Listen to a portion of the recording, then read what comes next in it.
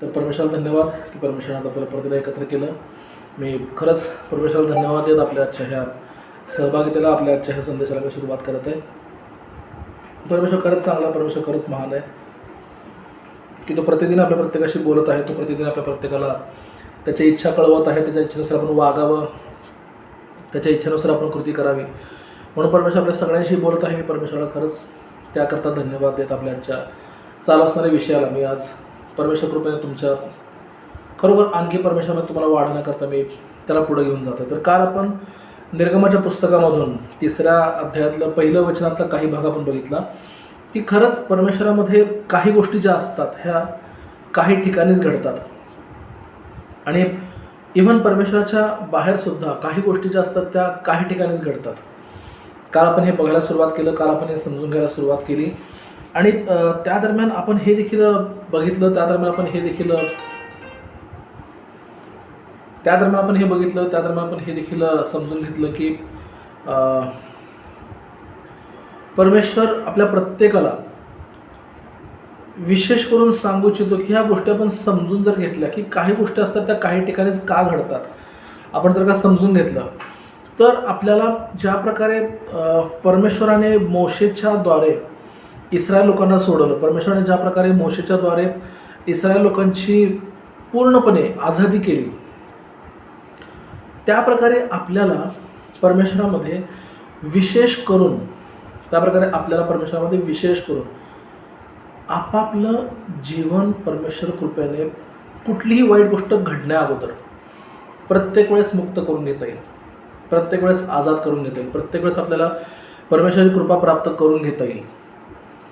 त्यामुळे मी प्रत्येकाला आपल्यापैकी विनंती करतो ख्रिस्त येशूच्या नावामध्ये की आपल्यापैकी प्रत्येकानेच परमेश्वरामध्ये हे समजून घेणं गरजेचं आहे आणि हे समजून घेत राहणं गरजेचं आहे की जर खरंच आपल्याला परमेश्वर सांभाळत असताना आपल्याला कुठल्याच वाईटामध्ये, वाईटाच्या कुठल्याच विचारांच्या मध्ये, वाईटाच्या द्वारे घडणाऱ्या कुठल्याच अडचणींच्या मध्ये आपल्याला जर का पडायचं नसेल तर परमेश्वरामध्ये हे समजणं गरजेचं आहे की त्याकरता ज्या घटना जिथं घडतात ते आपल्याला परमेश्वराने सांगणं ज्या त्या वेळेच्या अगोदर हे आपल्याकरता खूप महत्त्वाचं आहे. परमेश्वर सांगेल तर आपण या गोष्टी समजून घेऊ शकू आणि आपला संपूर्ण जीवनातला हर एक भाग परमेश्वराच्या कृपेने, परमेश्वराच्या महिमेसाठी आपण सुरक्षित ठेवू शकू. म्हणजे एक असा आपल्या जीवनामधला एक असा दौर असतो, आपल्या जीवनामधला असा एक भाग असतो की ज्या वेळेस आपण परमेश्वराच्या वचनाला, मोशेने त्याच्या जीवनामध्ये ज्या गोष्टी घडल्या त्या जशा लिहिल्या आहेत त्याप्रकारे आपण देखील समजून घेणं गरजेचं आहे की तिथं वचन असं सांगतं. दुसरं वचन आपण वाचूया, निर्गमाचं पुस्तक 3रा अध्याय, त्यामध्ये वचन क्रमांक 2, ॲक्च्युली वचन क्रमांक 1 त्यातला दुसरा भाग, वचन क्रमांक 1, निर्गमाचं पुस्तक 3रा अध्याय वचन क्रमांक 1 त्यातला दुसरा भाग, तो आपला कळप रानाच्या पिछाडीस देवाचा डोंगर होरेब येथवर घेऊन गेला. परमेश्वराचं वचन असं सांगतं की मोशेने त्यावेळेस तो कळप जो परमेश्वराच्या द्वारे, त्याच्या परमेश्वराच्या कृपेने त्याच्या सासऱ्याने, मोशेच्या सासऱ्याने त्याला चालण्याकरता दिला होता, त्याला एक काम नेमून दिलं होतं आणि मोशे पण ते करत होता. हे काम करत असताना परमेश्वराचं वचन सांगतं की त्याने फक्त तो कळप चारत नेणं पसंत नाही केलं. मोशे तो कळप तिथपर्यंत न्यायचा जिथं कुणीसुद्धा येणं शक्यतो पसंत करत नसणार आहे, किंवा त्याला माहीत होतं की एका भरपूर प्रमाणात जर ह्या मेंढरांकरता ताजा चारा पाहिजे तर तिथं जाणं गरजेचं आहे जिथं कुठली मेंढपाळं त्यांच्या मेंढरांना, त्यांच्या शरणांना घेऊन येत नाही आहेत. मग तसंच तुम्हालासुद्धा परमेश्वरामध्ये, मलासुद्धा परमेश्वरामध्ये, आपल्या सगळ्यांनासुद्धा परमेश्वरामध्ये, जे कोणी आपल्याला ऑनलाईन बनणार आहे त्यांच्याकरता सुद्धा परमेश्वरामध्ये, जर आपल्याला परमेश्वरात भरपूर वाढायचं आहे, जर आपल्याला परमेश्वराच्या खरोखर महिमेकरता जीवन एका आणख्या पुढच्या स्तरावर जाऊन जगायचं आहे की जिथं परमेश्वराची इच्छा आहे आपण यावं आणि परमेश्वराची महिमा करावी, तर तिथे येऊन जर का आपण परमेश्वराची महिमा करावी अशी आपली इच्छा जर आज आहे तर तुम्हाला आणि मला हा पॉईंट, हा मुद्दा परमेश्वराच्या वचनामधला खूप स्पष्टपणे समजून घेणं गरजेचं आहे की आपल्याला एका बाउंड्रीच्या पलीकडं, एका लोकांनी घालून दिलेल्या, मी म्हणेन परमेश्वराने नाही, लोकांनी लावून दिलेल्या एका ठिकाणाच्या पलीकडं आपल्याला सुद्धा आपलं जीवन नेणं गरजेचं आहे. म्हणजे तुम्हाला मी सांगतो एक गोष्ट, भरपूर जण वचनाला इतक्या सोप्या रीतीने समजून घेतात आणि असा अर्थ काढतात की संपलं, ह्याचा अर्थ इतकाच आहे. असा अर्थ काढतात की संपलं, ह्याचा अर्थ इतकाच आहे. त्यांना असं वाटतं की या वचनाचा अर्थ एवढाच आहे. पण तुमच्या आणि माझ्या आपल्या माहितीकरता परमेश्वर सांगत आहे, जर परमेश्वर ती गोष्ट लिहिलेली आहे, जर त्या गोष्टी परमेश्वराने लिहिलेल्या आहेत, जर ती वचनं परमेश्वराची आहेत, परमेश्वराने लिहिलेली आहेत, तर त्यांचा अर्थ हा थोडासा कधी नाही. त्यांचा अर्थ थोडासा कधीच नसणार. त्यांचा अर्थ कधीच थोडासा नव्हता, छोटा नव्हता, एकाला लगेच समजून जाईल थोडकासा, असा कधीच परमेश्वराच्या वचनांचा अर्थ नव्हता, नसणार आहे आणि नाही आहे सुद्धा. परमेश्वराच्या वचनांचा अर्थ खूप गहन असतो. परमेश्वराच्या वचनांचा अर्थ खूप अर्थपूर्ण असतो. जितकं जास्त समजून घ्यायचा प्रयत्न करू तितकं जास्त परमेश्वर समजावून देतो. प्रत्येकाला आवाज क्लिअर येत आहे? जे ऑनलाईन आहे त्यांना आवाज क्लिअर आहे प्रत्येकाला? थँक्यू. तर हे माझं काम आहे की मोशे त्याचा कळप त्या डोंगराच्या मागं घेऊन गेला, त्या डोंगराच्या पलीकडे घेऊन गेला. ह्याचा अर्थ काय? हा काल आपण परमेश्वर कृपेने अर्थ समजून घेतला आणि त्यापुढे आज आपण जाणार आहोत.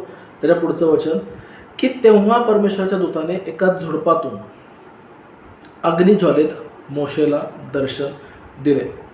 वचन परमेश्वर सांगतं, आपण इंग्रजी भाषेत त्यामध्ये सुद्धा वाचूया, KJV मध्ये, किंग जेम्स व्हर्जन.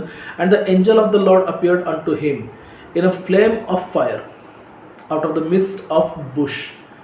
एका जळत्या अग्नीमधून, एका अग्निज्वालेमधून परमेश्वराच्या दूताने मोशेला दर्शन दिलं. आणि हे आपल्याला खास करून आज समजून घ्यायचं की परमेश्वर तुम्हाला सुद्धा, मला सुद्धा अशा भरपूर गोष्टी, अशा भरपूर म्हणतोय मी, एक दोन नाही, तुम्हाला आणि मला सुद्धा परमेश्वर सांगायला, तुम्हाला आणि मला सुद्धा परमेश्वर आपण सावध व्हावं, आपण सावध स्वतःला करून घ्यावं, खरोखर सांगायला तयार आहे. पण तेव्हा ज्यावेळेस तुम्ही आणि मी स्वतःला एका ठराविक मर्यादेच्या पलीकडं जेव्हा घेऊन जाऊ, त्यावेळेस परमेश्वर असे दर्शन, त्यावेळेस परमेश्वर अशी काही स्वप्ने, त्यावेळेस परमेश्वर असे काही प्रगटीकरण, त्यावेळेस परमेश्वर असे काही दृष्टांत तुम्हाला आणि मला दाखवून सावध करतो. परमेश्वर आपल्याला सावध करतो. हा खरंच पॉईंट खूप महत्त्वाचा आहे. हा पॉईंट खरंच आपल्या प्रत्येकाला समजणं खूप गरजेचं आहे. एका मानवी मर्यादेच्या पलीकडं, माणसाने लावून दिलेल्या एका मर्यादेच्या बियॉन्ड, पलीकडं. म्हणणारे म्हणतात, कोण म्हणतात मी ते सांगत नाही, त्याला महत्त्वाचं नाही आहे. 8 तास झोप व्हायलाच पाहिजे. माणसाने दिवसातून इतके ग्राम प्रोटीन खाल्लेच पाहिजेत. माणसाने इतकं लिटर पाणी पिलंच पाहिजे, इतका व्यायाम केलाच पाहिजे, इतकं हे केलं पाहिजे, इतकं ते केलं पाहिजे. भरपूर गोष्टी सांगणारे. मी म्हणत नाही ह्या गोष्टी खोट्या आहेत, पण मी हे सुद्धा म्हणत नाही की ह्यांच्या व्यतिरिक्त सुद्धा तुम्ही परमेश्वरामध्ये जर का वाढायची इच्छा असेल, तुम्ही ह्यांच्या व्यतिरिक्त सुद्धा परमेश्वरामध्ये वाढू शकता. तुम्ही ह्यांना क्रॉस करून सुद्धा परमेश्वरामध्ये वाढू शकता. जसं आपण ऑब्झर्व करतो की आपल्याला 8 ते 8.5 तास ड्युटीवर आपण जातो, कामावर आपण जातो. काही जण बिझनेसवर जातात त्यांच्या तिथं ते 10 तास 12 तास, काही जण 17-18 तास सुद्धा बिझनेस करतात. स्वतःचा जो परमेश्वराने त्यांना मिळवून दिलेला आहे तो बिझनेस काही जण 14-14, 17-17 तास सुद्धा काही जण करणारे करतात. आणि होतं असं की परत घरी येणं, थोडंफार परिवाराला वेळ देणं, थोडंफार स्वतःला वेळ देणं, विश्रांती करता झोपी जाणं आणि परत दुसऱ्या दिवशी सकाळी उठून पुन्हा आपला बिझनेस, आपला जॉब, आपली नोकरी जे असेल ते. आणि होतं असं की या दरम्यान ते बघतात की अरे आम्हाला वेळ मिळत नाही प्रार्थना करण्याकरता, आम्हाला वेळ मिळत नाही परमेश्वराची आराधना करण्याकरता, आम्हाला वेळ मिळत नाही परमेश्वराच्या खरोखर पवित्र नामाचा जय जयकार आराधनेद्वारे, स्तुतीद्वारे करण्याकरता, त्याचं पवित्र वचन समजून घेण्याकरता आम्हाला वेळ मिळत नाही आहे, असं ते ऑब्झर्व करतात. आणि मग त्यांना प्रश्न पडतो की मी पहाटे उठलं तर चालणार नाही का? मग त्यांना प्रश्न पडतो की मी रात्री थोडंसं जागलं तर चालणार नाही का? होकार द्यायला जातात स्वतःला, तेवढ्यात एखादा विचार आठवतो, नाही 8 तास झोप होत नाही. 8 तास जर का झोप झाली नाही तर शरीर आजारी पडेल. 8 तास जर का पुरेशी झोप मिळाली नाही तर भरपूर कॉम्प्लिकेशन्स उद्भवतील, भरपूर अडखळणं भरपूर उद्भवतील शरीरामध्ये. भरपूर त्या गोष्टींना आपल्याला सामना करावा लागेल, ज्या गोष्टी फॉर एक्झाम्पल शुगर वाढेल, ब्लड प्रेशर तुमचं काही जणांचं हाय होईल, काही जणांचं लो होईल, शक्यतो लोच होईल जागरणामुळे शक्यतो ब्लड प्रेशर हाय होत नाही. होत असेल नसेल तो आपला पार्ट नाही आहे. तर परमेश्वरामध्ये हे महत्त्वाचं आहे की या काही मानवी लिमिट्स आहेत, या काही मानवी मर्यादा आहेत, ह्या माणसांनी घातलेल्या मर्यादा आहेत, माणसांनी ह्या घालून दिलेल्या मर्यादा आहेत. आपण झोप घेऊ नये असं नाही, आपण झोप घ्यावी. पण जर का परमेश्वरामध्ये वाढायचं आहे तर एका साधारण व्यक्तीच्या जीवनामध्ये जे आपल्याला वागण्याच्या पद्धती दिसतात त्यामध्ये आपण कुठंतरी चेंज करणं गरजेचे आहे. एखादा साधारण माणूस जो काही त्याच्या वागण्यातला वर्तनातला भाग आणत असतो तो भाग तुम्हाला आणि मला बदलणं गरजेचं आहे. आपल्याला हे समजून घेणं गरजेचं आहे की परमेश्वरामध्ये जर आपल्याला खरंच ते आपल्या प्रत्येकाच्या सोबत तो करू इच्छिणारं एक दीर्घ त्याच्या दुसऱ्या आगमनापर्यंत तो टिकून ठेवणारं जर आपल्याला खरोखर नातं त्याच्यासोबत करायचं आहे तर तुमच्या विश्रांतीच्या वेळेसची झोप म्हणा, तुमच्या इतर कोणत्या गोष्टीतला असून काहीतरी वेळेचा भाग म्हणा, आपल्याला परमेश्वराकरता मानवाने लावून दिलेल्या लिमिटच्या पलीकडे नेणं गरजेचं आहे. जसं म्हणणारे म्हणतात की 8 तास झोपायलाच पाहिजे. काही फरक पडणार जर तुम्ही 7 तास झोपला तर.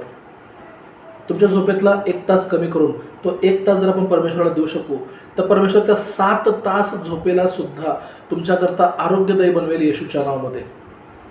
पण तो 1 तास खरोखर परमेश्वराच्या महिमेकरता आपण पूर्णपणे वापरलेला असायला पाहिजे. परमेश्वर पूर्णपणे आपण त्यामध्ये महिमा दिलेला असायला पाहिजे. आपण ती 1 तास झोप कमी केली आणि उठलोय दुसरं काहीतरी काम करतोय, चालणार नाही. परमेश्वर ते स्वीकार करणार नाही. जो आपण झोपेतला आपल्या विश्रांतीमधला आपल्या रेस्टमधला आपण जो 8 तासापैकी 1 तास वेळ कमी करून म्हणतोय फक्त की प्रार्थनेला उपयोग करणार आहे, तो खरोखर तुम्ही प्रार्थनेला उपयोग करा आणि बघा की परमेश्वर खरंच तुमचं जीवन किती कमी दिवसामध्ये किती तुम्हाला पुढच्या तुमच्या जीवनातल्या परमेश्वराने तुमच्याकरता नेमलेल्या उच्च दर्जाच्या गोष्टींमध्ये परमेश्वर तुम्हाला घेऊन जातो. तुमच्याकरता परमेश्वर किती चांगले तुम्हाला परमेश्वर पवित्र आत्म्याद्वारे कृपादानं देतो आणि त्या कृपादानाच्याद्वारे परमेश्वर इतरांना तुमच्याकडून किती चांगल्या प्रकारे तारण प्राप्त करून देतो. त्याला परमेश्वरामध्ये स्थिर करतो, त्याला परमेश्वरामध्ये वाढवतो परमेश्वर तुमच्याद्वारे, तुमच्या मार्फत.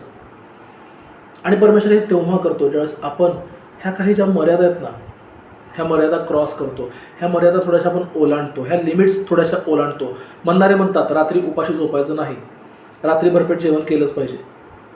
वचन सांगतं परमेश्वराचं की देह, आपलं शरीर याच्यावर जर मला ताबा मिळवता आला नाही तर मला माझ्या विचारांवर सुद्धा ताबा मिळवता येणार नाही. देहावर जर ताबा मिळवायचा आहे तर पहिला विचारावर ताबा मिळवणं गरजेचं आहे. विचारावर ताबा मिळवायच्या नंतर देहावर ताबा मिळवणं आपल्या प्रत्येकाला सोपं जातं आणि तो ताबा टिकवून ठेवून आपण भरपूर गोष्टी अशा करू शकतो की ज्यामुळे मी तुम्हाला खरंच एक गोष्ट सांगू इच्छितो की तुमची वाढ परमेश्वरामधली, परमेश्वरासाठी असणारी, परमेश्वर कृपेने इतरांच्या भल्याकरता असणारी, ही तुमच्यापासून सैतान रोखू शकत नाही.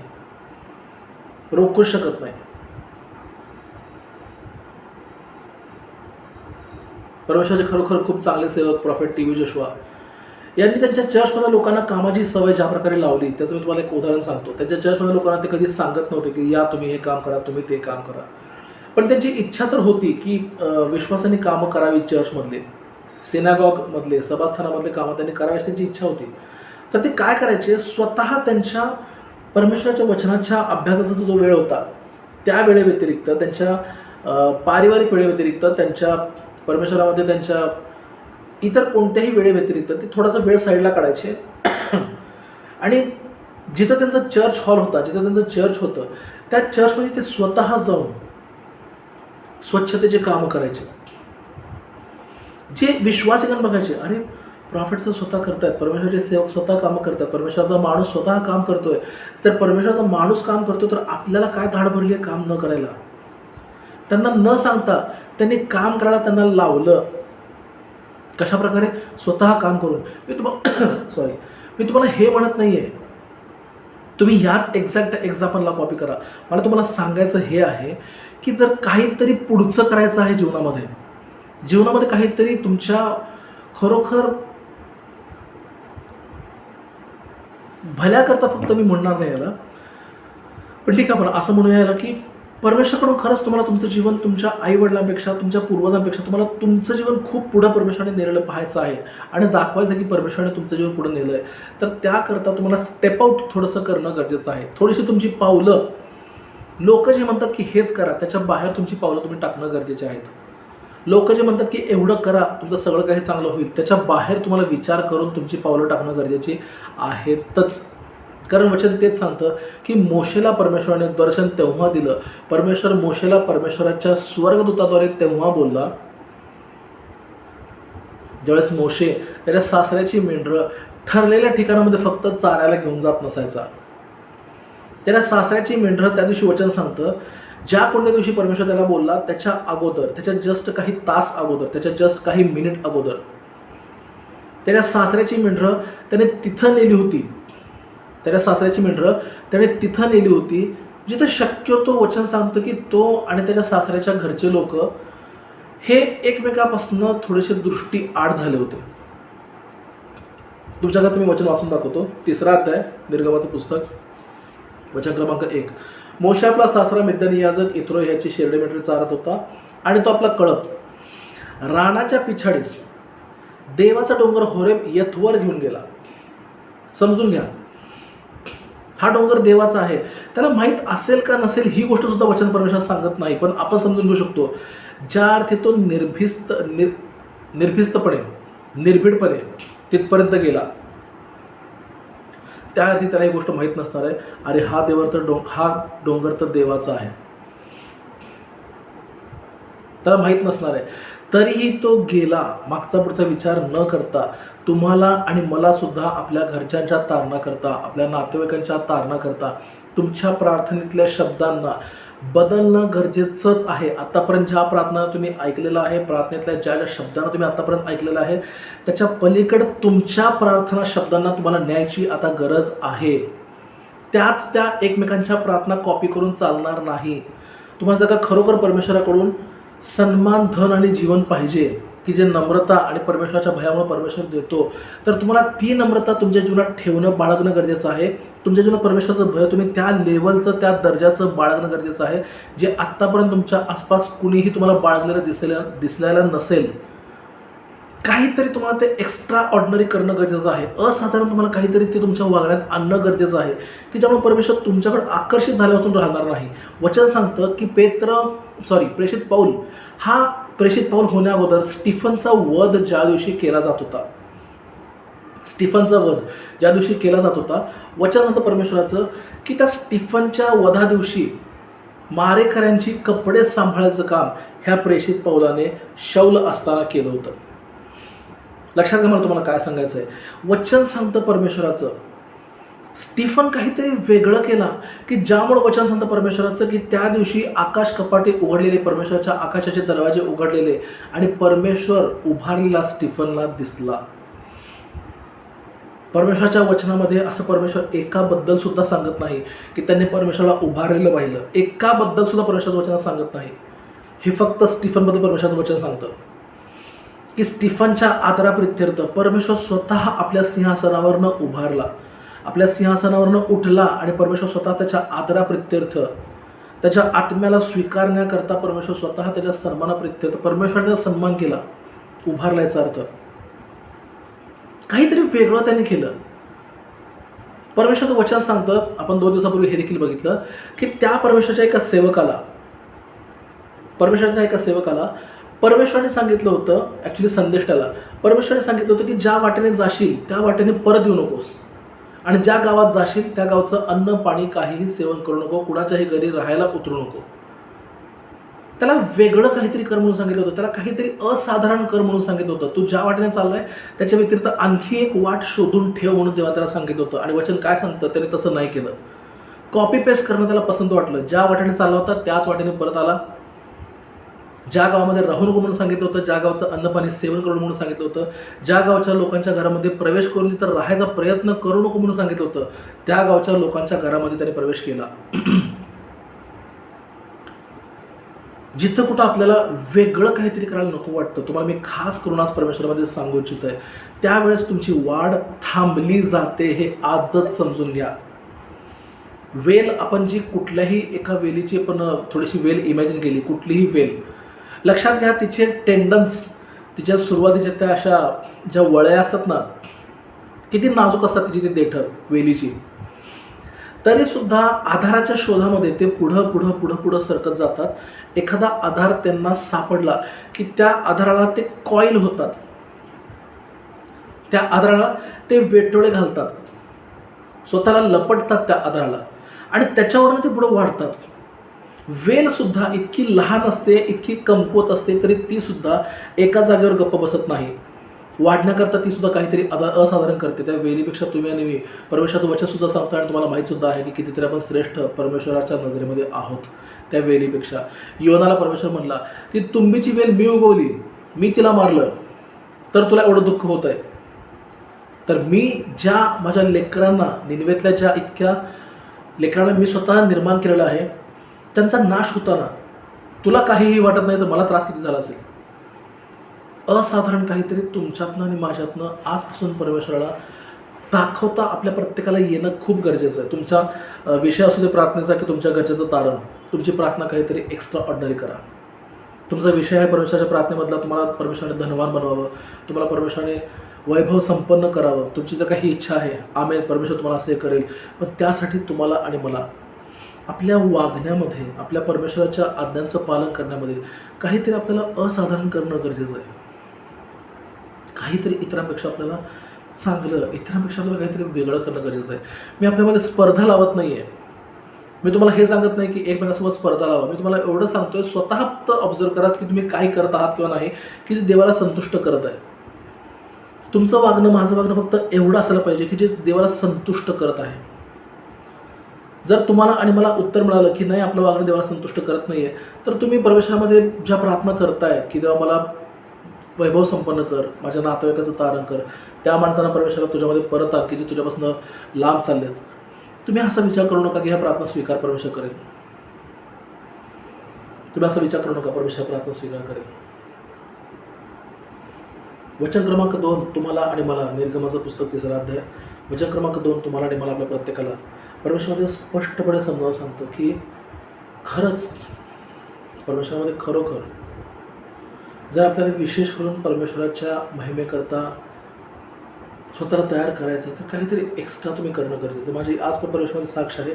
मला सुरुवातीला परमेश्वरामध्ये काही जण म्हणत होते की तुम्हाला आराधना करता येणार नाही परमेश्वराची, तुमचा आवाज असा आहे तसा आहे. मी तुम्हाला आतापर्यंत भरपूर सांगितलं उदाहरण.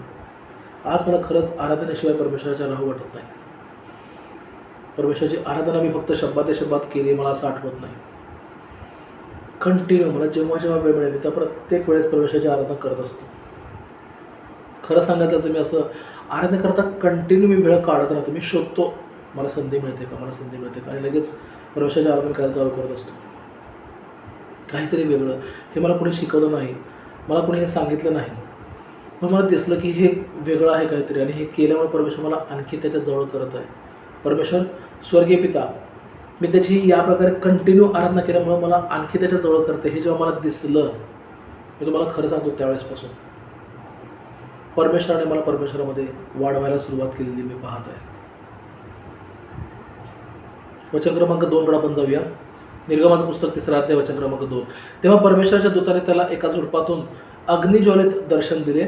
त्याने दृष्टी लावली तर झुडूप अग्नीने जळत असून ते भस्म झालं नाही असं त्याला दिसलं. सेकंड पॉईंट, परमेश्वरामध्ये काही गोष्टी काही ठिकाणीच घडतात, काही गोष्टी काही ठिकाणीच घडतात. ह्यातलं मी तुम्हाला सेकंड पॉईंट, दुसरा मुद्दा मी तुम्हाला सांगायला जात आहे की वचन सांगतं त्याला असाधारण गोष्टी दिसल्यासुद्धा, असाधारण गोष्टी त्याला अनुभवायला मिळाल्यासुद्धा, की झुडपाला परमेश्वराने अग्नी लावलेली आहे, परमेश्वराने झुडपाला पेटवलेलं आहे, आणि तरीही ते झुडूप राख रांगोळी होऊन जात नाही आहे, तरीही त्या झुडपाचा नाश होत नाही आहे, तरीही ते झुडूप जळून खाक होऊन जात नाही आहे. कल्पनेच्या पलीकडे असणाऱ्या गोष्टी त्यांनी त्या दिवशी अनुभवल्या. कुणालाही या गोष्टींवर विश्वास बसला नसता अशा गोष्टी मोशेने स्वतः त्या दिवशी अनुभवल्या. हे तुम्हाला आणि मला सुद्धा लागू आहे की आपण जर का समजून घेतलं की काही गोष्टी काही ठिकाणीच घडतात, तर ही जी अवस्था आहे कोणती, परमेश्वराच्या वचनाने स्वतःला भरण्याची अवस्था, ही एक जागा आहे.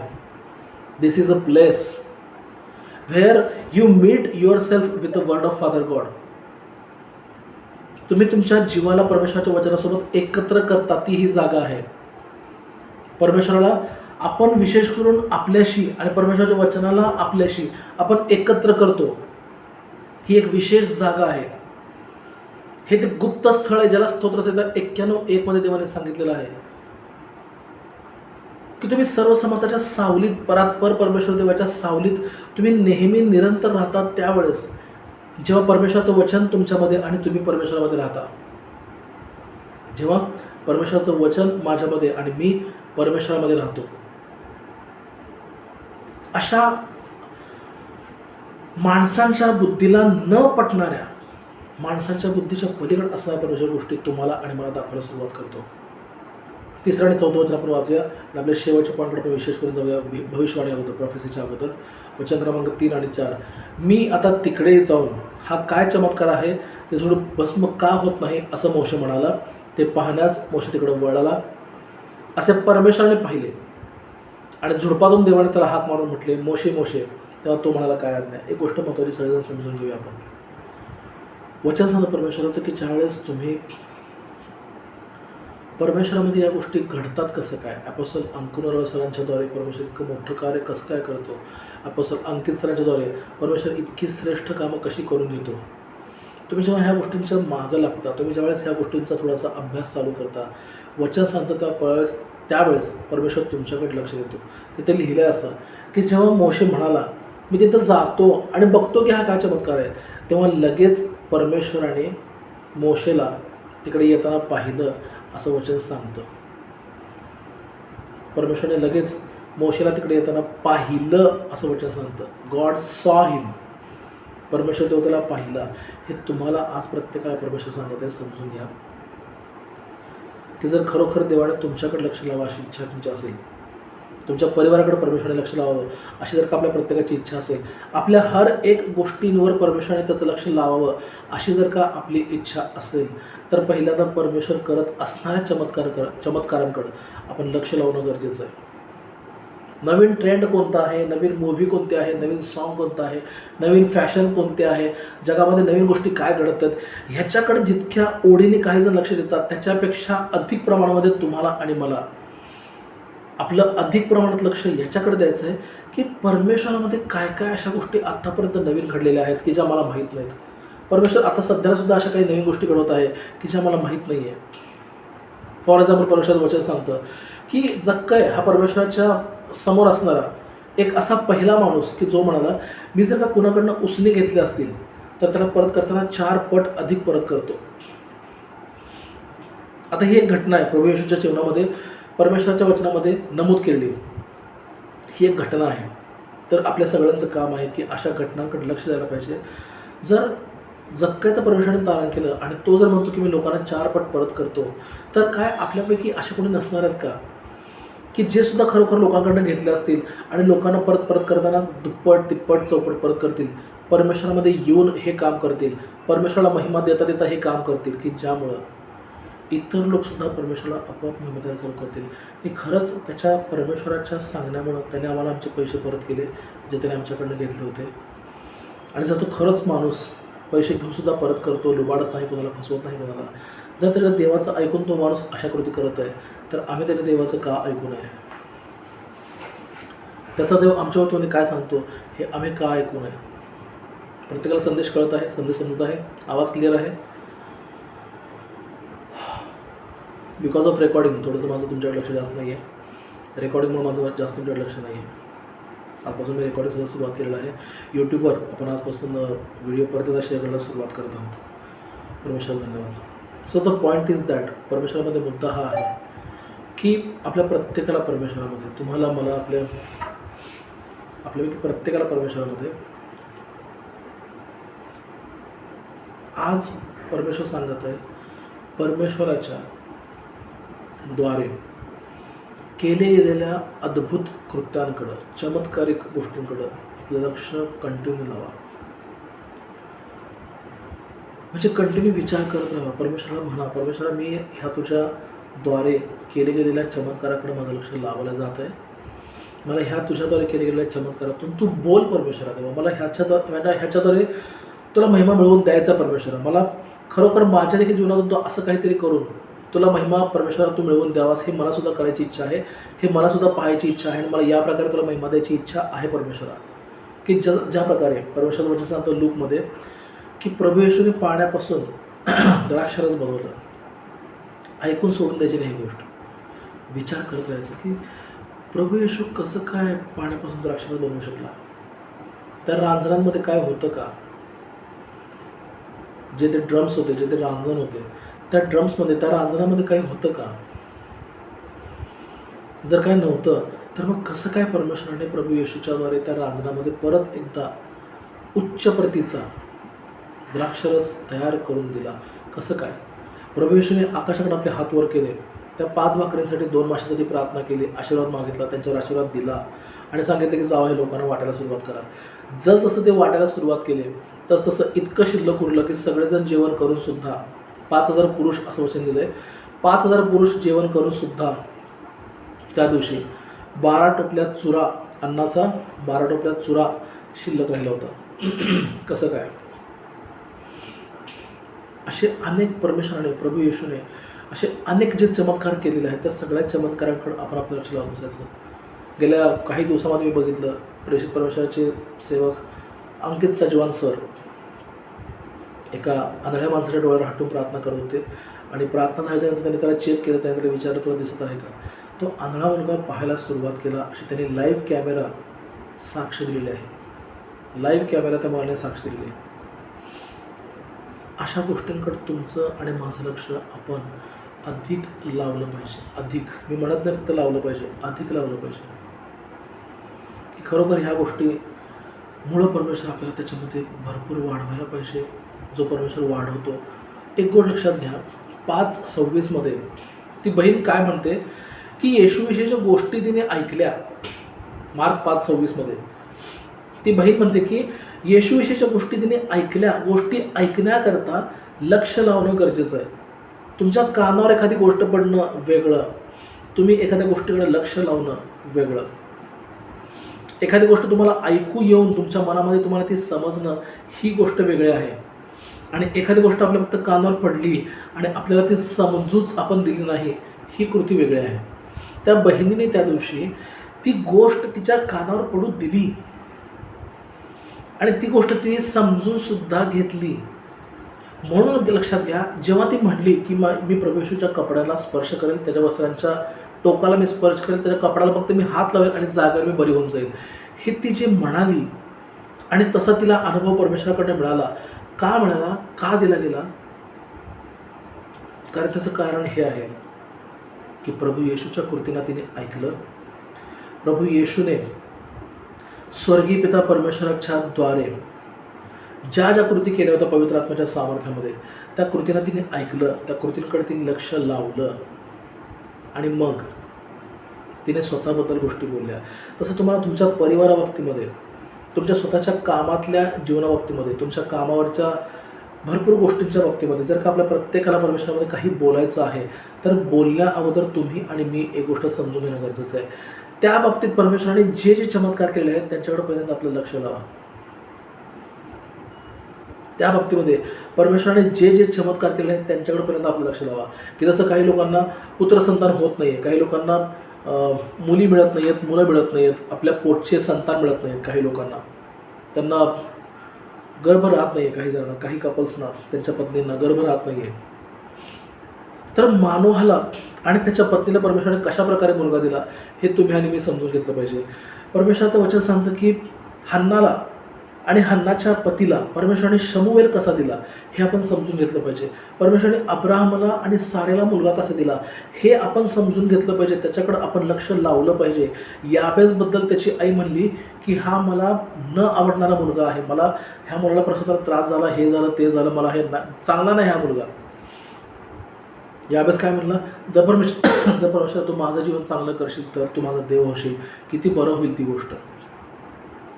तुमचा मुलगा कसा आहे, सर्टिफिकेटमध्ये किती पर्सेंट तो असा आहे तसा आहे लिहिलेला आहे, मला त्यातलं काहीही सांगत येत जाऊ नका. स्वतःला पण त्यातलं काही सांगू नका, कारण सर्टिफिकेट्स तुमच्या मुलाची कंडिशन जाहीर करत नाहीत. सर्टिफिकेशन तुमच्या गर्भाची कंडिशन जाहीर करत नाहीत. सर्टिफिकेट्स, डॉक्टरचे रिपोर्ट्स तुमचा डोळा जाहीर करू शकत नाहीत. तुमचा डोळा बनवणारा तो डॉक्टर नाही आहे. तुमच्या मुलाला जन्माला घालणारा तो डॉक्टर नाही आहे. ज्यांच्याकरता मी बोलतोय तेच नाही आहेत. किती छान गोष्ट आहे. परमेश्वराला धन्यवाद. ज्यांच्याकरता आशीर्वाद आहे तेच जागेवर नाही आहेत. थँक्यू. तुमचा डॉक्टर परमेश्वर आहे. तुमचा निर्माणकर्ता, तुमचा इंजिनियर परमेश्वर आहे.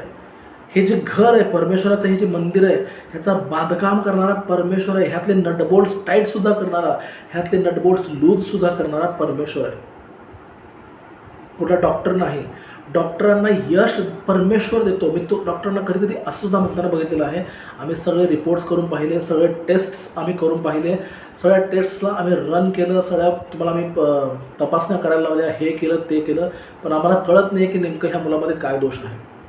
मी स्वतः डॉक्टर्सना आत्ता रिसेंटली माझ्या एका जवळच्याच माणसाबद्दल बोलताना मी हे ऐकलेलं आहे.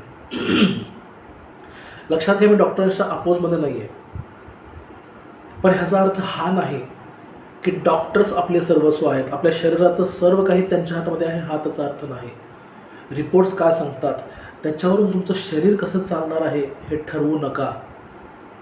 त्यांनी ठरवलं असेल सोडून द्या, त्यांचं काम त्यांना करू द्या, त्यांना जे बोलायचं ते त्यांना बोलू द्या.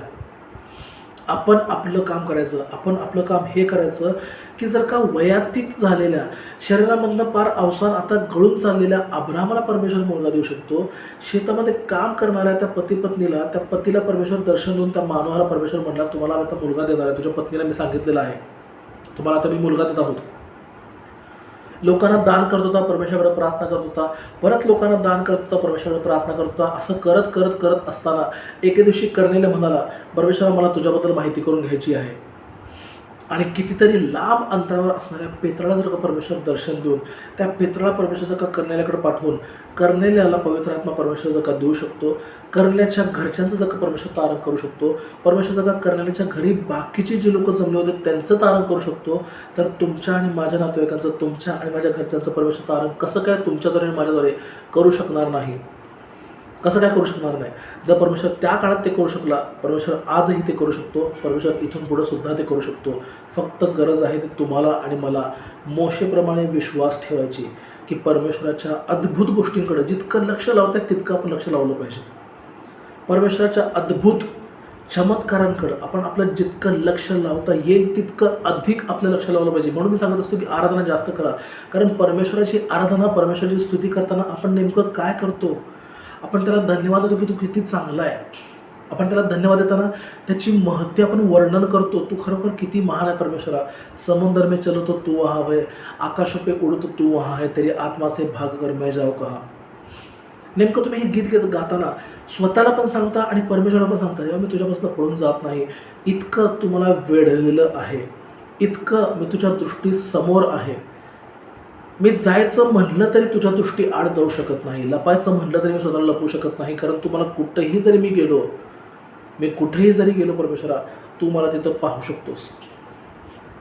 पहाडांच्या आड जरी आपण लपलो, परमेश्वर तिथं सुद्धा आपल्याला बघू शकतो. आराधना परमेश्वराची स्तुती ह्या करता केली पाहिजे. ते धूप का जाळलं जायचं आणि का म्हणायचं ते की ते धूप रात्रंदिवस जळतं राहू द्या. त्यांचं नेमकं त्याचं कारण काय होतं ते सांगण्यात, त्यांना त्याचा अर्थ काय होता नेमका? त्याचा अर्थ हा होता परमेश्वरामध्ये की फक्त तुम्ही तुमच्या वागण्यातनं परमेश्वरावर विश्वास ठेवा. तुमचं वागणं परमेश्वरासमोर त्या धुपाप्रमाणे राहू दे. तुमची आराधना परमेश्वरासमोर धुपाप्रमाणे जाऊ दे. तुमची प्रार्थना परमेश्वरासमोर धुपाप्रमाणे जाऊ दे. ह्याचा अर्थ काय? परमेश्वराने केलेल्या गोष्टींकडं इतकं आपलं लक्ष पुरवायचं की परमेश्वर तुमची भेट घ्यायलाच पाहिजे. वचन सांगतं की याकोब शेवटी आपल्या दोन्ही पत्नींसह, आपल्या मुलांसह आणि परमेश्वराने त्याला जे काही दिलं त्या सगळ्यासह आपल्या सासऱ्याच्या घरातून पळून निघाला. वचन सांगतं परमेश्वराचं, याकोब पळून निघाला. आणि ज्यावेळेस परमेश्वराचं वचन सांगतं की याकोब पळून निघाला, त्यावेळेस तो चालत थोडंसं लांबपर्यंत आला, काही ठिकाणापर्यंत तो येऊन पोहोचला. आणि पुढं परमेश्वराने सांगितलेलं त्यामध्ये की याकोबाला परमेश्वराने इतकं आशीर्वादित केलं. जो भाऊ एकेकाळी त्याला मारून टाकायचा प्रयत्न करायला चालू केला होता, तोच भाऊ त्या दिवशी त्याला म्हणाला,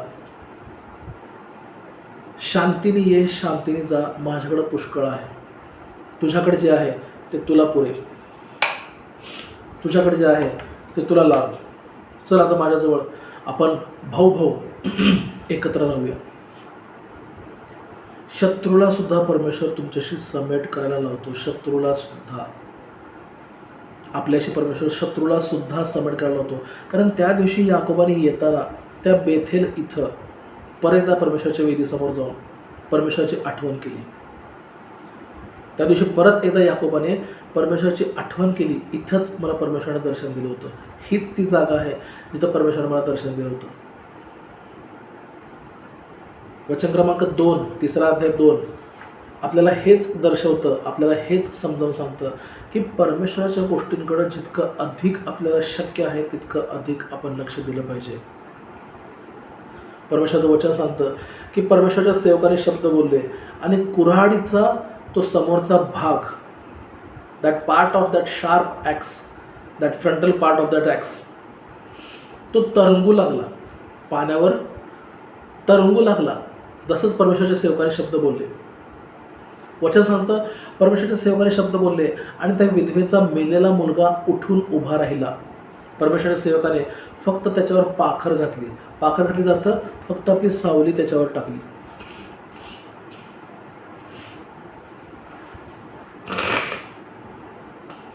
जिथं कुठं तुम्हाला वाटतं परमेश्वरामध्ये की तुमचं हे नातं मेलेलं आहे, तुमचं हे नातं आता जिवंत होऊ शकत नाही, परमेश्वराने ह्या परमेश्वराच्या सेवकाद्वारे केलेल्या ह्या घटनेकडे तुमचं लक्ष तुम्ही जास्त लावा. परमेश्वर जर का मेलेल्या मुलाला जिवंत करू शकतो, तर तुमच्या नातेवाईकांसोबत तुमचं जे नातं मेलेलं आहे असं तुम्हाला वाटतं, त्या घटनेकडं लक्ष देऊन देऊन देऊन देऊन स्वतःला सांगायचं समजवून, परमेश्वर जर का मेलेला माणूस जिवंत करू शकतो, तर मेलेलं नातंसुद्धा परमेश्वर परत जिवंत करू शकतो. माझे नातेवाईक स्वतःहून आणि मी स्वतःहून त्यांच्याकडे परमेश्वर कृपेने आम्ही जाऊ आणि आमच्यामध्ये फक्त सलोखा राहील, आमच्यामध्ये फक्त आनंद, प्रीती, शांती, समाधान राहील. कसल्याही प्रकारचा वादविवाद आमच्यामध्ये राहणार नाही. हे तेव्हा जेव्हा परमेश्वराच्या गोष्टींकडे आपण अधिक लक्ष लावतो, जेव्हा आपण परमेश्वराच्या गोष्टींकडे अधिक मोठ्या प्रमाणात लक्ष लावतो. की हानोकला परमेश्वराने आपल्यासोबत नेलं. विचार केला पाहिजे, परमेश्वराला हानोक प्रिय वाटला किंवा अजून काही परमेश्वराचा उद्देश असणार आहे की त्यामुळे परमेश्वराने हानोकाला आपल्यासोबत नेलं. अशा ज्या ज्या गोष्टी आहेत, मी तुम्हाला फक्त हानोकाबद्दल आता सांगत नाहीये, मी तुम्हाला फक्त आता शमूएलबद्दल सांगत नाहीये. परमेश्वराच्या अशा परमेश्वराद्वारे केलेल्या ज्या ज्या काही गोष्टी आहेत, तो कोडी जागेवर बरं झाला, जागेवर तो कोडी शुद्ध झाला, त्याची बोटं सरळ झाली, त्याची आकडलेली पाठ सरळ झाली, नाभान लहान बाळासारखं नाभानाची स्किन झाली. अशा जितक्या परमेश्वराच्या गोष्टींकडे तुम्हाला दिवसभरामध्ये रोज लक्ष लावता येईल तुमचं, तितक्या परमेश्वराच्या गोष्टींकडे रोज लक्ष लावा. यामुळं परमेश्वर तुम्हाला सुद्धा दर्शन देईल, ज्या प्रकारे परमेश्वराने मोशेला दर्शन दिलं. कारण मोशे त्या दिवशी त्या झाडाकडे जाणं पसंत केला, ज्या झाडाला परमेश्वराने अग्निज्वारेने जाळायला तर सुरुवात केली होती, पण त्या झाडाचा नाश होत नव्हता. असं तुम्हाला आणि मला परमेश्वरामध्ये ज्या ज्या गोष्टीकडं आपल्याला परमेश्वराच्या ज्या ज्या गोष्टीकडं लक्ष आपलं स्वतःचं अधिक लावता येईल, त्या त्या गोष्टींकडे स्वतःचं लक्ष आजपासून आपण अधिक लावायचं आहे, ज्यामुळं परमेश्वर आपल्या प्रत्येकाशी आणखी जवळीकतेने, आणखी महान महान परमेश्वराच्या महिमेकरता असणाऱ्या गोष्टींद्वारे परमेश्वर आपल्या प्रत्येकाशी बोलणार आहे.